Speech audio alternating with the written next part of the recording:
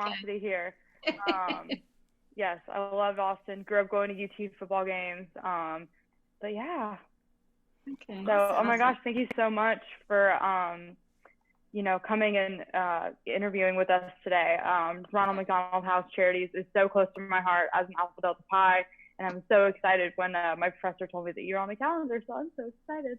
Well, good. Well, we certainly appreciate, AD Pies have been so helpful, throughout the years, with our house everywhere, not just in New Orleans. So very cool. Definitely.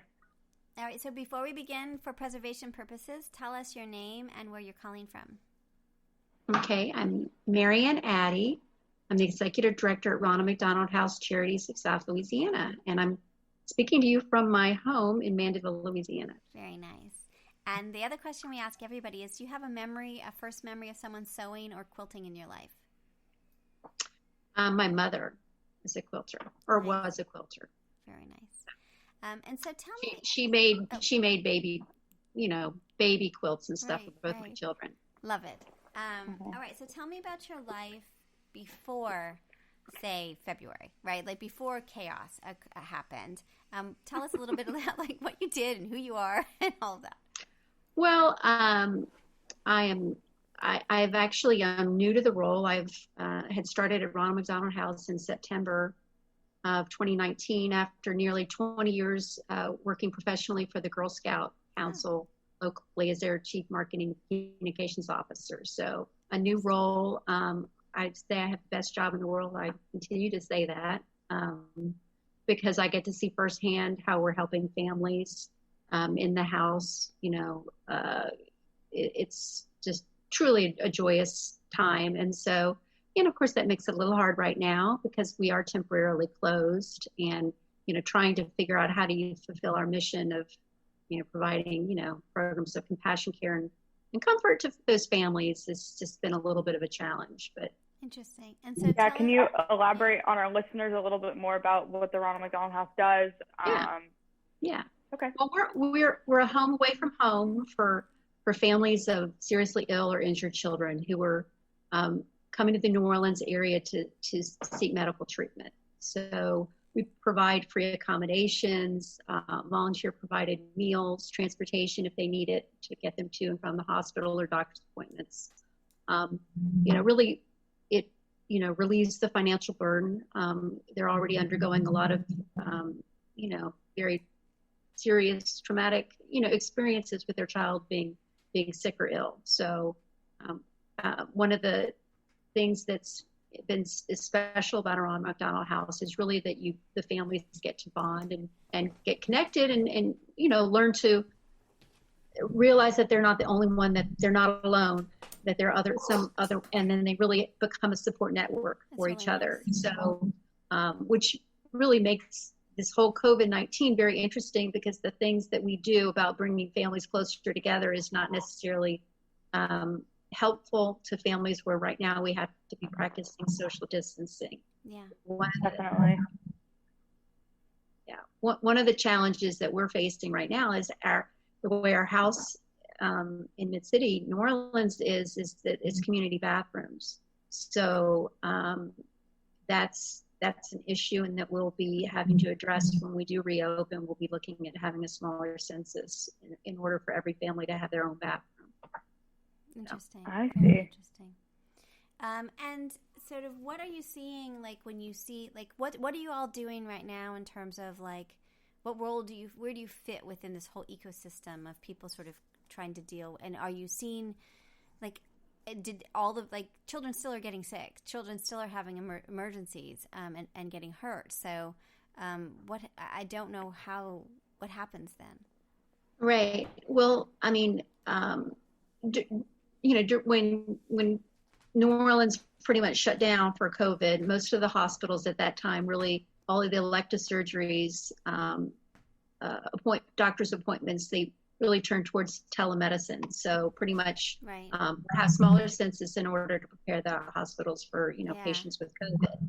Yeah. So there's been less, the families that I've spoken to, most of them have been doing telemedicine, or they're not coming back to New Orleans necessarily because it's truly safer for them to remain, at their homes. Right. That said, there are families, babies are still being born, and there's hospitals that that feed into the Ochsner Children's Network, where they, from other parts of Louisiana, the NICU programs, and those families are still, needing support. Right. So we've been, we talk to social workers, and we work with them to identify those families. And, we can't provide them right now with necessarily a place to stay, but we are, giving them gift cards, the welcome bags that you saw that we had done for Ochsner. Yes, tell me a little bit more about those. Well, we do welcome bags.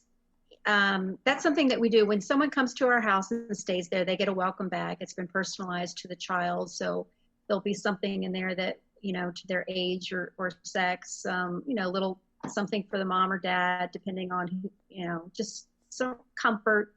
A lot of times we'll put gift cards in there to fast food or something just to help alleviate what they might have to do, and so they will get a welcome bag. So we have welcome bags. So we thought, well, we'll go ahead and at least do welcome bags for some of those families. So the social workers, we would take the welcome bags to the hospital, and the social worker will get to the families. So that's just something that, it's not a place to stay. And unfortunately, we've had hotels that have been working with us, but it's not necessarily families can afford, the $40 or $50 a night stay. Yeah. So it's a lot. That's a challenge. Yeah.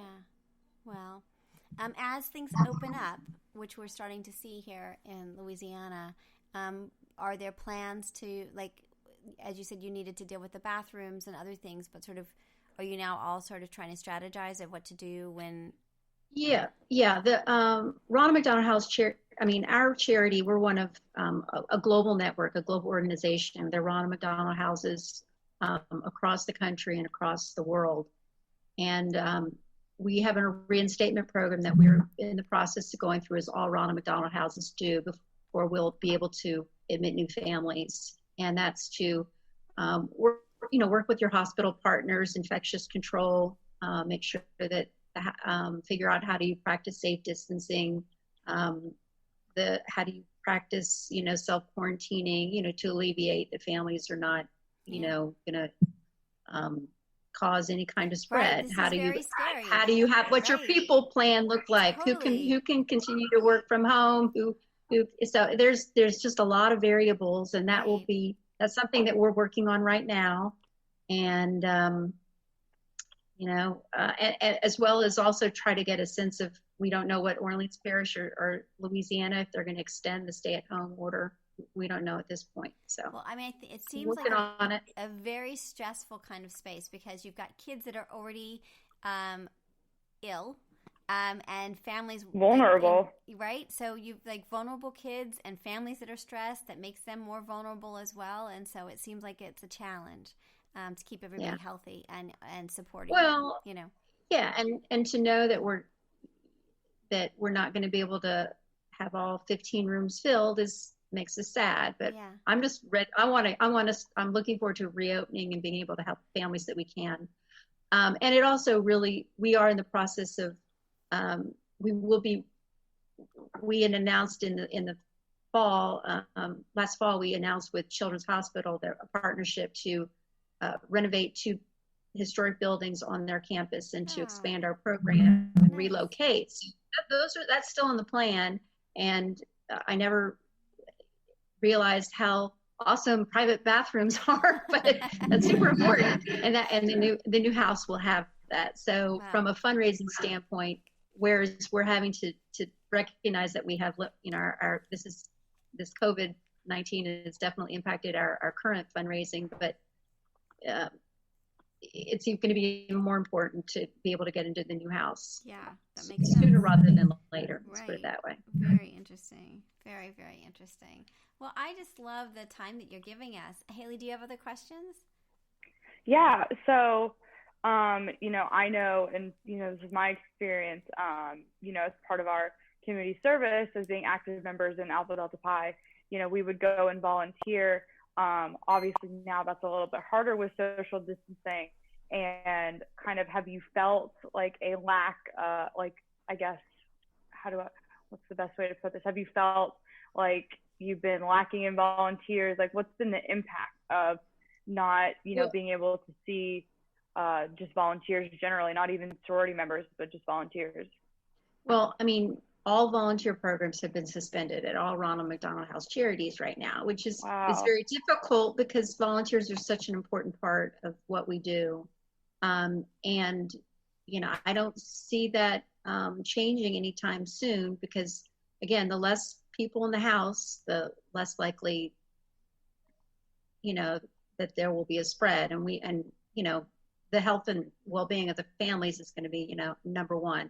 So the question then is, how do you keep people still engaged, and how can people still volunteer when they can't come in and cook a meal, or they can't come in and do cleaning or whatever. So that's the challenge. We did a big volunteer appreciation week push, and there's other things that we could probably do. Truly, one of the things that we're really having to reach out to is to groups and say, can you third-party fundraise? Can you do some kind of virtual fundraiser or something to continue? Because, we may not be serving families, but we still have the same bills that we had before. And, we're still staff, and the staff are, to me, the heartbeat of what we do. Without them, I wouldn't be able to provide the program. So I want us to be able to, start back up as quickly as I can. So I've continued to definitely. And as far as what we've seen with people wearing masks, do you think that will be an increase not only for the families in the house, but for the volunteers, for the staff? Like, what do you kind of see as the future? Well, I mean, I think all of us will be, we all wear masks to protect other people, right? And as well as it helps us to keep from touching our faces and such. So I can, that will be, they'll absolutely be in the plan now, and will continue to be. I had St. Timothy United Methodist Church on the North Shore. They made 50 masks for us. So they said, how many do you need? And I'm like, well, I don't know, 50. So we have those available for when we do reopen, just as a starting. And she said that they could hand sew more. Interestingly, the security guard that we use at the house, because for the overnight, because I continue to pay for security, she's brought in her sewing machine, and she's been sewing masks in the house because there's nothing else. That's very nice. So she made me a mask. She made me a mask, which I thought was very nice. I love it. Oh, that's so cool. I love it. Yeah.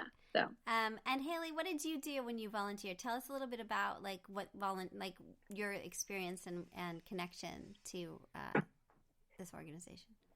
To Ronald MacDonald House. So I was a member of Alpha Delta Pi when I was in college, a sorority, and we have had a partnership for the last 40 years with Ronald MacDonald House Charities. And depending on your chapter's location, so I went to Texas A&M, which is in College Station, Texas. We were serving the Ronald MacDonald House in Temple, Texas.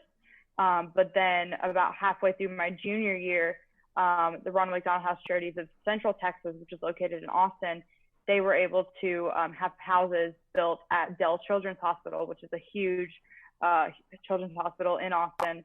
And so our fundraising efforts shifted more towards Ronald MacDonald House Charities of Central Texas. So it was kind of like we, as a chapter, we would have fundraising events. We had Pie Hop, which was a pancake dinner, where we had people from other Greek organizations, just other students, come and just have a pancake dinner, and all the proceeds went to the Ronald MacDonald House Charities.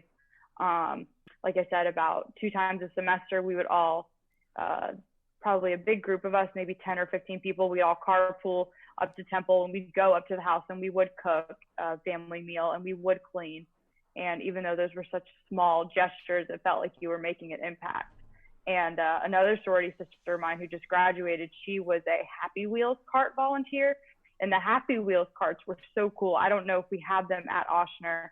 I know we started having them at gosh, it was Baylor Scott and White was the big kind of hospital complex in the College Station area. And the Happy Wheels carts were little carts that got pushed around the hospital, and they got pushed around the pediatric units, and they had books and snacks and, you know, little stuffed animals. And the kids could kind of pick from the cart, and they could just, you know, pick an activity. And I thought that that was super cool. And I still think that that's super cool. And I hope that the Happy Wheels carts could maybe be installed at Children's or Ochsner in the future. I don't know if you know about anything about the Happy Wheels carts, yeah. Marianne. Well, we call it our comfort cart. We have an Ochsner. Okay. We have a comfort cart at Ochsner main campus on Jefferson Highway. So we do that as well. Okay. It's the same kind of program where you have little same thing. Yes, exactly. Marianne, how important are groups like this and relationships like this to your organization? How do you do what? I'm sorry. How important are these groups? Are the sorority, the connections to these groups? Oh, well, I mean, Alpha Delta Pi, I mean, they're awesome. I mean, we're very fortunate though that we have the Tulane 80 Pies, the ULL in Lafayette 80 Pies, and the LSU. They all come and serve our house. So cool. They'll come and cook, do meals. Tulane was doing it at least once a month. They'd also come in and they might do activities with the kids on a weekend. Saturday or Sunday is more likely the LSU or UL just because of having to come in, as well as doing the fundraisers that she was referring to, the pancake thing, the sock. All of those have been fundraisers. So they've been a significant partner of Ronald MacDonald House Charities, you know, South Louisiana. And you know, you get where you actually rely on that, you know, those fundraising dollars as well as that, you know, the manpower. And then alumni, you know, who go on and reconnect, because I'll meet people and they'll say, oh, I was an 80 Pi and I, you know, served at this house, and, you know, and I usually find that they're always very well service oriented, because it's such an important part of the sorority and what they teach. So very cool. Good. Well, and how are you doing personally? Have you been stay at home through this whole time, or how are things in Mandeville? Well, I mean, I have been working remotely. I mean, I go into the house probably once a week. I have someone there some of the time. Again, we had a big Giving Tuesday Now fundraiser to refill our food pantry. We had closed in mid-March, actually in preparation for termite fumigation, and then remained closed because that's when that's when the COVID started. And at the time of the termite fumigation, it was like, what do we do with the food? And I'm like, let's just donate it to the food pantry. We'll get more later when we need it. So, this was our drive, where it was a drive up delivery where folks could bring and replace some of the food that we had given away. So we raised $15,000 and have a full pantry. Wow, and that's just one of the things that we can know that when we do reopen, we're going to be adding mini refrigerators and mini microwaves to the 5 rooms, because the kitchen will be closed and temporarily, and we'll have to, you know, do things that we typically had not done before, you know, as in allow them to eat in their rooms, which used to be a big no-no, but you know, times change. Yeah. Craziness. Well, thank you so much for your, any other things you want to add before we end? But this has just been so delightful, and I really appreciate it.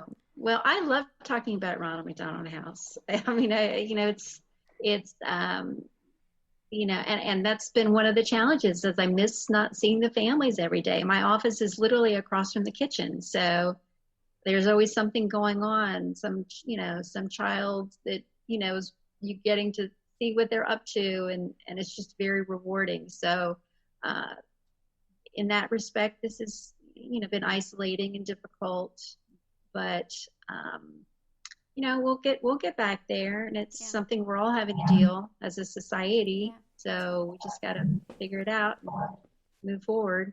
Yeah. And if people do want to donate, can you tell our listeners kind of where and how you can do that? Yeah, well, they can, there's several ways. Our website donation site is help.rmhc-sla.org. They can go there, and they can go ahead and donate. They can mail a check to we're still getting the mail and paying the bills, so they can mail a check to 4403 Canal Street, and that's New Orleans, Louisiana, 70119. They can start a Facebook fundraiser for us if they have a birthday coming up, and we're connected on Facebook. It's RMHCSLA, and they can go ahead and raise money that way. They can mail gift cards to us, and we'll see that the families get those now. So these are all ways they can help. Lots of ways. Awesome. Well, we wish you the best. Are you okay with us posting this? Do you need to review it? Are you okay with us posting? Well, are you? My question is, are you? I mean, I can't imagine you post the whole thing, or do you? Yeah, we post the whole thing. Okay. We do. It's a quilting podcast called Just Wanna Quilt until COVID-19 happened, and now we are interviewing people about their experiences and what they do. That's why I asked you the questions about sewing, and we've been posting lots of interviews, probably 5 a week, and it helps us understand sort of the context of what's happening. I'm curious, do you get quilt donations to Ronald MacDonald House?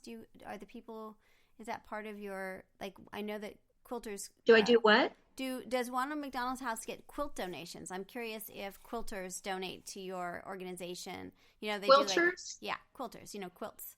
Do you get that very often? We get more like fleece blankets sometimes, but not a whole lot. And again, it's, we're in New Orleans, it's kind of hot, so it's limited season that you would get them. Yeah, cool, awesome. So I can't think of anything. You were awesome. You weren't naughty. You didn't do anything naughty. I was about to say, I can't think of anything. Did I say anything that I shouldn't have said? No, it's all good. But I think people would be really interested to see sort of what you're doing, and it is part of the story. So I think it would be amazing. Okay. All right, that's fine. Awesome. Well, thank you so much for your time today. I really appreciate it. All right. Well, send me a link so I can do. I would like to see a link when you post it. Definitely, we will definitely send you a link. So. Yes, absolutely. All right. Awesome. All right. Fabulous. All right. Sounds good. All right. Cool. All right. All right. Bye. Thank you. Have a great rest of your weekend. You're welcome. All right. You too. Bye. Bye.